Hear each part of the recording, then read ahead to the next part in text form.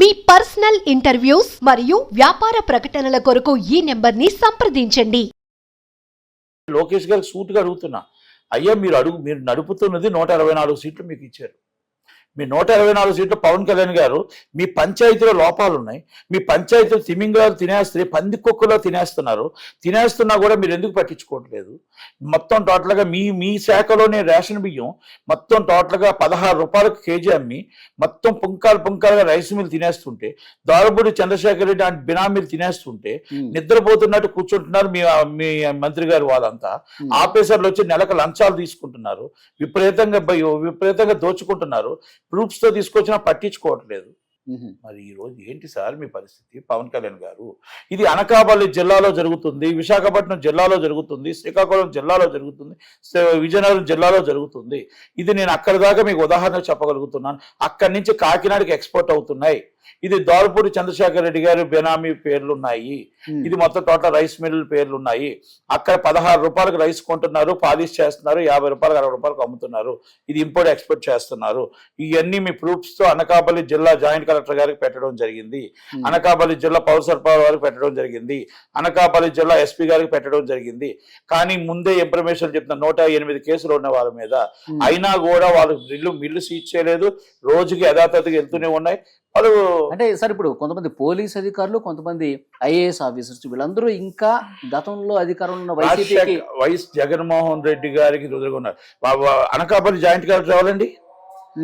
కొనతాల బొత్స సత్యనారాయణ గారు వైఎస్ జగన్మోహన్ రెడ్డి గారు వేసిన మనిషి కాదా?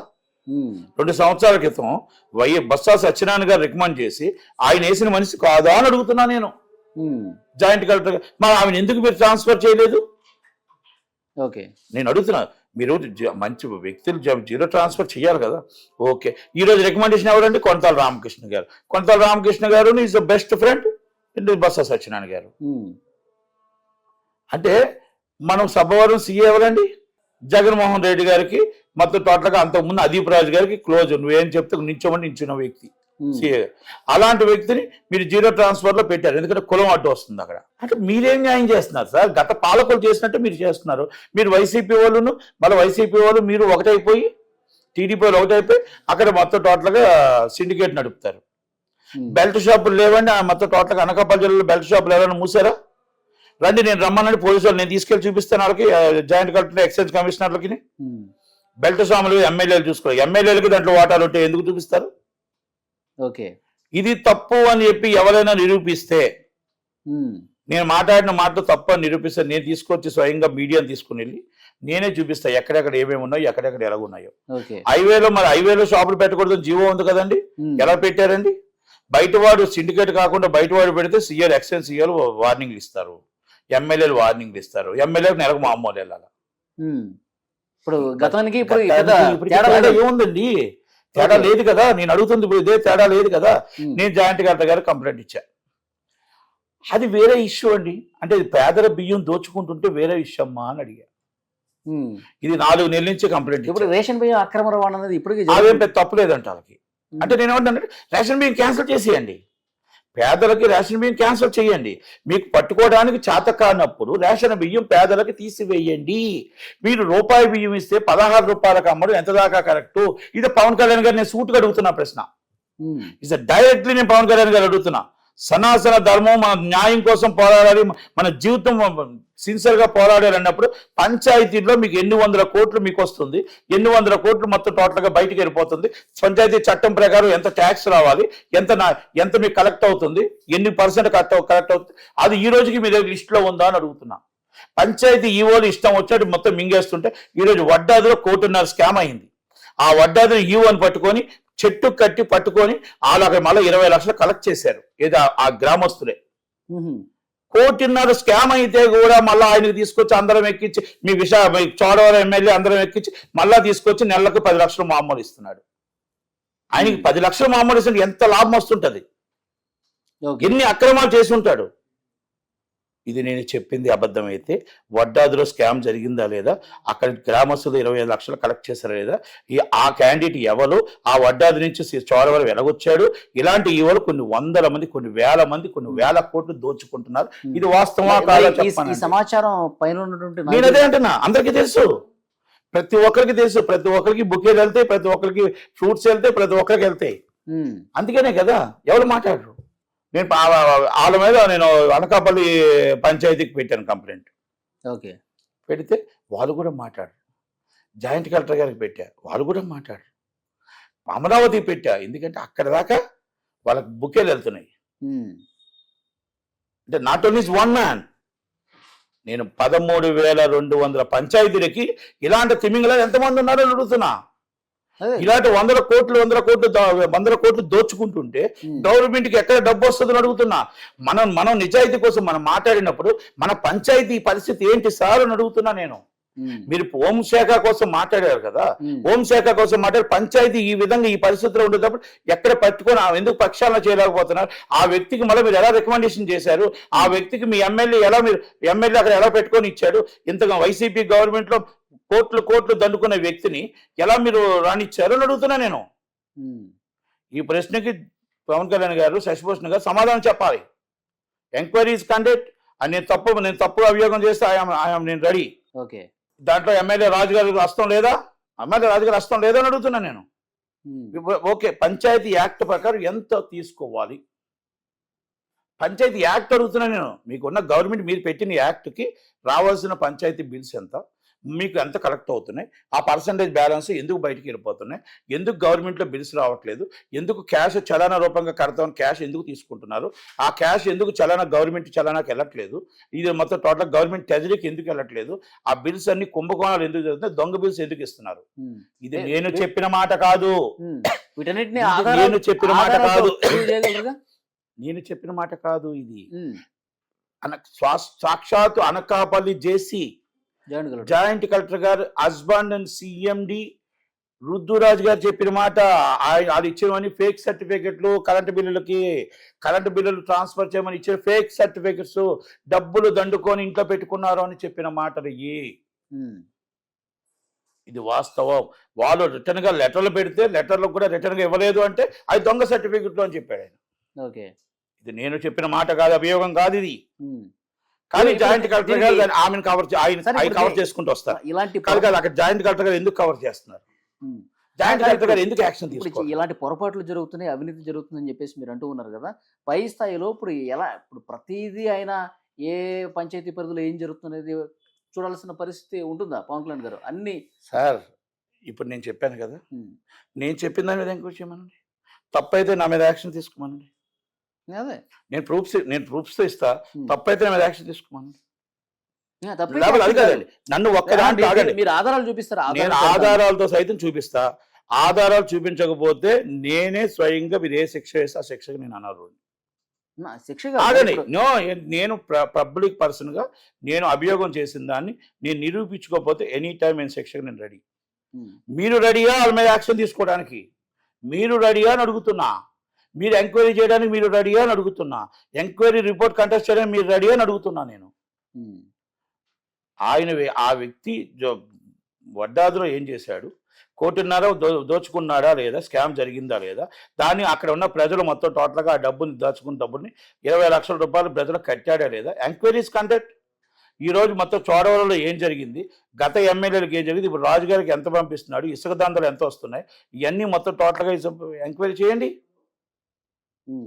మరి ఏడీ గారు అక్కడ చోడవరం ఏడీ గారు సిఎండి గారు ఎందుకు అభియోగం చేశారు? ఈజ్ అ ఫేక్ సర్టిఫికేట్స్ అని ఎందుకు అభియోగం చేశారు? Panchayat not only one panchayat, చాలా మట్టుకు పంచాయతీ, అందుకే కొన్ని 100 కోట్ల స్కామ్ జరుగుతుందని చెప్తున్నా. దాన్ని పంచాయతీగా మీరు ఒక కమిటీ వేసి పవన్ కళ్యాణ్ గారు మీరు దాన్ని చూడటానికి ఇప్పుడు 4 నెలలు 5 నెలలు అయిపోతుంది కదా. మన నిజాయితీని నిరూపించుకోవాలి సార్. ఓకే, మన నిజాయితీని మనం నిరూపించుకోవాలి. ఇమ్మీడియట్లీ పట్టుకోండి, ఇలాంటి తిమింగళాలను పట్టుకోండి. సో మెనీ పీపుల్స్ ఉన్నారు, దానికి ఆఫీసర్లే సపోర్ట్ చేస్తున్నారు, మన ఎమ్మెల్యేలే సపోర్ట్ చేస్తున్నారు. వాళ్ళని పట్టుకోండి సార్, వాళ్ళని పట్టుకోండి. మీరు వాళ్ళని పట్టుకోకుండా ఇంకా నేను బుక్కులు చదువుతున్నా అంటే అవ్వదు. పంచాయతీ చట్టం, పంచాయతీ యాక్ట్ చెప్తున్నా. గత పంచాయతీ యాక్ట్ చట్టానికి మనకి డబ్బు ఎంత రావాలి, ఉదాహరణకు నేను చెప్పా. మీరు ఇది ఒక్కటి పట్టుకుంటే నేను కొన్ని 100 ఇస్తా, నేనే వస్తా, నేనే మీకు అబ్జెప్తా ప్రూఫ్స్తో. మనకు ఆ డబ్బు వస్తే ప్రజలకు పనికి వస్తుంది. ఓకే. మీరు బియ్యం మానియండి. మీరు పట్టుకోలేకపోతే జేసీ జాయింట్ కలెక్టర్ పట్టుకోలేకపోతే జాయింట్ కలెక్టర్ మీరు ఈ బియ్యాన అక్రమ రవాణాను అరికట్టలేకపోతే మీరు రూపాయి బియ్యం ఇవ్వడం మానియండి. కొన్ని వేల కోట్లు మీ సబ్సిడీ కింద మాలాంటి వాళ్ళు ట్యాక్స్ కడుతుంటే మీరు ఇలాగ దారాదత్తం చేసి దళారులకు ఇవ్వడం అనేది కరెక్ట్ కాదు. ఇది నేను పవన్ కళ్యాణ్ గారిని సూటిగా అడుగుతున్నా. ఓకే. ఇప్పుడు మీ వాయిస్ పవన్ కళ్యాణ్ గారి వరకు చేరుతుంది సార్. చేరాలి. చూస్తా. చేరిన తర్వాత దాని మీద రెండిట్ల మీద యాక్షన్ తీసుకోవడానికి యాక్షన్ తీసుకోకపోతే నేను అడుగుతున్నా, మీరు యాక్షన్ తీసుకోకపోతే దాన్ని ప్రక్షాళన చేసి మన నిజాయితీ పాలన ఎందుకు వస్తుంది? పవన్ కళ్యాణ్ గారు అవినీతిని ఎట్టి పరిస్థితుల్లో సహించరు. అందుకని నేను చర్యలు అందుకే ఆయన దాకా ఉందో లేదో కాబట్టి నేను మీ ద్వారా చెప్తున్నా. అది మీకు ఎందుకంటే అక్కడ జాయింట్ కలెక్టర్ గారు కరెక్ట్ గా పనిచేయట్లేదు, అక్కడ ఎంఆర్ఓ కరెక్ట్ గా పనిచేయట్లేదు, ఆర్డీఓ కరెక్ట్ గా పనిచేయట్లేదు, ఎస్పీడి కంప్లైంట్ పెట్టినా పట్టించుకోవట్లేదు. అంటే పట్టించుకోవట్లేదు అని కారణం ఏంటంటే అక్కడ కింద స్థాయి అధికారులు మామూలు వెళ్ళిపోతున్నాయి. అదే కింద స్థాయి అధికారులు మామూలు వెళ్తున్నాయి. నేనేమడుగుతా, అనకాపల్లి జాయింట్ కలెక్టర్ గారు హస్బెండే ఇస్ అ ఫేక్ డాక్యుమెంట్స్ అని చెప్పేటప్పుడు జాయింట్ కలెక్టర్ గారు ఏం చేస్తున్నారు? జాయింట్ కలెక్టర్ గారి దగ్గరికి నేను వెళ్ళి అడిగితే జాయింట్ కలెక్టర్ గారు ఏం చెప్పారు? అది అనదర్ విషయం సార్, అది అనదర్ విషయం అండి. అంటే నేను అడిగాను, అలాంటప్పుడు మీరు రూపాయి బియ్యం మానియండి అమ్మా. మీరు పట్టలేనప్పుడు, మీరు పట్టుకోలేనప్పుడు ఎందుకు తల్లి అని అడిగా. ఎందుకు తల్లి, 4 నెలలు అయింది కదా మీకు కంప్లైంట్లు ఇస్తూ ఉన్నాను కదా, ప్రూఫ్స్తో ఇచ్చాను కదా, ఆల్రెడీ రోజుకి 20 క్వింటాలు వెళ్తున్న లైవ్లో కూడా మీకు పెట్టాను కదమ్మా. మీరు పెట్టుకుంటే కూడా ఎందుకు పట్టుకోవట్లేదు? దోర్పూర్ చంద్రశేఖర్ రెడ్డి మిల్లుని పట్టుకోవట్లేదా తల్లి అని అడిగా. నో నో నో నో అంటే ఏదో ఒక యాక్షన్ తీసుకోవాలి కదా, లేదంటే నేను పెట్టిన కంప్లైంట్ అయినా ఫేక్ అని చెప్పాలి. ఇస్ ద పెట్టిన కంప్లైంట్ ఇస్ ఫేక్. లేదనుకుంటే కంప్లైంట్ ఆల్రెడీ నేను పెట్టిన కంప్లైంట్ ఫేక్ అనలేరు. ఎందుకంటే వాళ్ళ విజిలెన్స్ వాళ్ళే కేసులు పెట్టిన ఉన్నాయి, వాళ్ళ చోడవరం పిఎస్ వాళ్ళే ఎఫ్ఐఆర్ చేసిన ఉన్నాయి. మరి ఎస్పీ గారు ఏం చేస్తున్నారు? అందరూ అనకాపల్లి డిస్ట్రిక్ట్ లో ఇన్ని జరుగుతుంటే పవన్ కళ్యాణ్ గారు, జనసేన ఎమ్మెల్యే కొనతాల రామకృష్ణ గారు ఏం చేస్తున్నారు? జనసేన ఎమ్మెల్యే విజయ్ కుమార్ గారు ఏం చేస్తున్నారు? నేను అడుగుతున్న సూటి ప్రశ్న. ఇవన్నిటికి సమాధానం చెప్పవలసిన, నేను సమాధానం చెప్పవలసినది ఆఫీసర్ని సూటిగా అడిగి వాళ్ళ మీద ఎంక్వైరీ చేసి పట్టుకుంటారా, లేకపోతే నెట్టుకుమార్ చేసిన అభియోగాలన్నీ తప్పుడు అభియోగాలు అంటారా? నేను సాక్ష్యాధారాలతో నన్ను కమిటీ చేస్తే నేను తీసుకొచ్చి సాక్ష్యాధారాలతో నిరూపిస్తా అని మళ్ళా చెప్తున్నా. ఇది నేను అడగాల్సిన అవసరం లేదు, నాది కూడా సాక్ష్యాలు అవసరం లేదు. చిన్న కుర్రోడిని వెళ్ళినా వడ్డాదిలో చెప్తారు. ఆ యువ కోసం, చోడవరం యువ కోసం, చోడవరంలో మనం ఆల్రెడీ మన యాక్ట్ ప్రకారం మనకి నెలకు ఎంత రావాలి, అక్కడ ఎంత వస్తుంది, ఎంత పోతుంది. Simple thing is the government is book ఉంటుంది కదా, చలానాలో వచ్చిన డబ్బుని చలానా ట్రెజరీకి ఎందుకు వెళ్ళట్లేదు? ఆ దొంగ రిసీప్ట్లు ఎందుకు వస్తున్నాయి? ఆ రిసీప్ట్లు కట్ చేసేటప్పుడు 22,500 కట్ చేశారు, అక్కడ ట్రెజరీకి వెళ్ళలేదు అమౌంట్. ఆ డబ్బు అది ఎవరు కనిపెట్టారండి? సిఎండి గారు కనిపెట్టారు. అక్కడ ఎలక్ట్రికల్ ఏడీ గారు కనిపెట్టారు. ఎందుకంటే నాకే ఒక లెటర్ ఇచ్చారు డబ్బు చలానా కట్టినట్టు, అది ఫేక్. నాలాగా కొన్ని వేల మందికి ఇచ్చారు. అదే చెప్తున్నాడు ఆయన, సార్ కొన్ని వేల లెటర్లు ఇలాంటివి ఉన్నాయండి ఫేక్ ఇయ్యని. మరి అవన్నిటి మీద ఏం యాక్షన్ తీసుకుంటున్నారు? ఓకే, నటికుమార్ గారు మీరు సూటిగా ప్రశ్నించారు. ఇది పవన్ కళ్యాణ్ గారి వరకు వెళ్తుంది. రూట్ లెవెల్లో కింది స్థాయిలో ఎంతవరకు అవినీతి జరుగుతుంది అనేది కూడా ఆయన కూడా ఒక అంచనా ఉంటుంది. డెఫినెట్గా మీరు చెప్పిన పాయింట్ మీద యాక్షన్ తీసుకుంటారని అనుకుందాం. యాక్షన్ తీసుకుపోతే మళ్ళీ ఒకసారి మనం గట్టిగా వాయిస్ పంపిద్దాం. కన్ఫర్మ్, తప్పకుండా. నేనేమంటానంటే ఇది యాక్షన్, ఇది పవన్ కళ్యాణ్ గారి దృష్టికి తెలుసు వెళ్ళదో తెలియక వెళ్ళాలి అనే ఉద్దేశంతోనే నేను చెప్పలేదు.